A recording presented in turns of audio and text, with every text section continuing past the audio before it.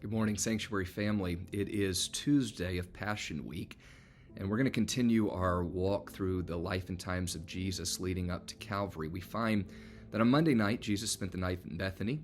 Now on Tuesday, he is making his way back to Jerusalem. There's quite a few things that happen on this Tuesday, but one of the significant ones is many scholars believe that it was on this day that Jesus delivers what they call the Olivet Discourse. He finds himself sitting on the Mount of Olives, just talking to his disciples about various things, most of them related to the last days, the end times. He's talking about the destruction of the temple being rebuilt. He's previewing or predicting his death in a way that I don't believe they fully understood what was to come, but he's bringing them into the inside of some things in these final moments that they're going to share together. We find that in Matthew chapter 24, Jesus is sitting on the top of the Mount of Olives. The disciples approach him and they basically ask him the question. They said, "Tell us, when shall these things be? What's going to be the sign of thy coming and of the end of the world?" And then it's here in response to this question that Jesus begins to impart to them, to reveal to them some signs of the times that they could be looking for, some things that would mark those last days, the end of the age. He says things like this in Matthew 24, verse 4. He says, "Take heed that no man deceive you.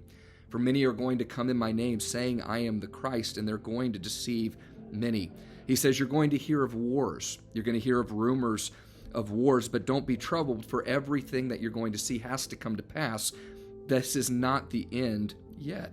He says nation is going to rise against nation. In the Greek, the word that's used there is the word ethnos or ethnicity. He says there's going to be ethnicity against ethnicity. There's going to be this idea of race wars that's going to be prevalent. Kingdom is going to rise against kingdom.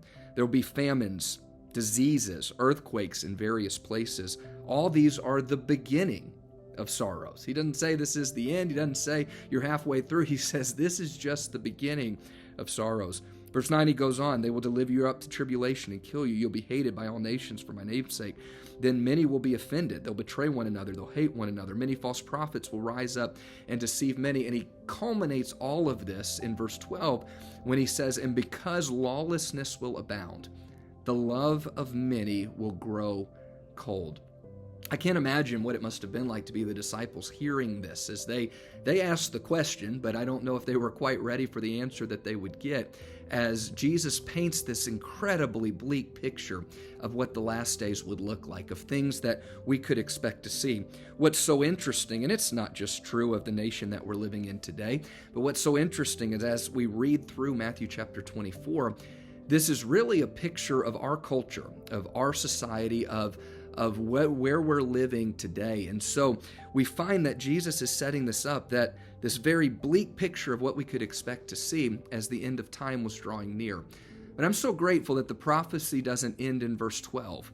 But Jesus, always with his eye on salvation, is always previewing what was to come. And he doesn't stop there by just saying that the love of many is going to grow cold. But in verse 13, he flips the script a little bit. And he paints this picture of hope when he says, "But he who endures to the end, the same shall be saved."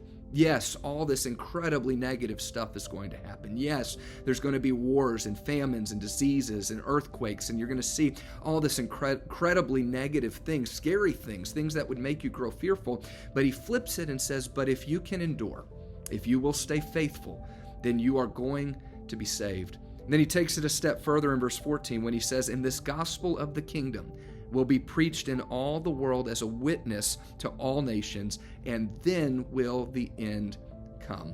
The encouragement for us today that we can read from this small portion of the Olivet Discourse is simply that despite what we may see in the culture around us, despite what we may see going on in the world around us, despite the news headlines that we may wake up to every day that just paint an incredibly bleak picture of what is happening in the world around us. Yes, the fighting, the lack of love that humanity seems to have for each other, but then also the targeted attacks that seem to be coming at Christianity. We can look at that and we can grow fearful. We can look at that and say the end is coming, and that our job in this hour is to remain faithful. It's to endure. It's not to get sidetracked to the right or to the left, but it is to endure, to stay in close relationship with Jesus Christ, knowing if we can do that, we will be saved. But then beyond that, it's to do what we can to help spread the gospel message, that life-changing message of Jesus Christ to every single nation of the world. We have a great hope. Yes, on this day, the disciples really could not have understood all that was to come. We know on this side of the cross that Friday was coming.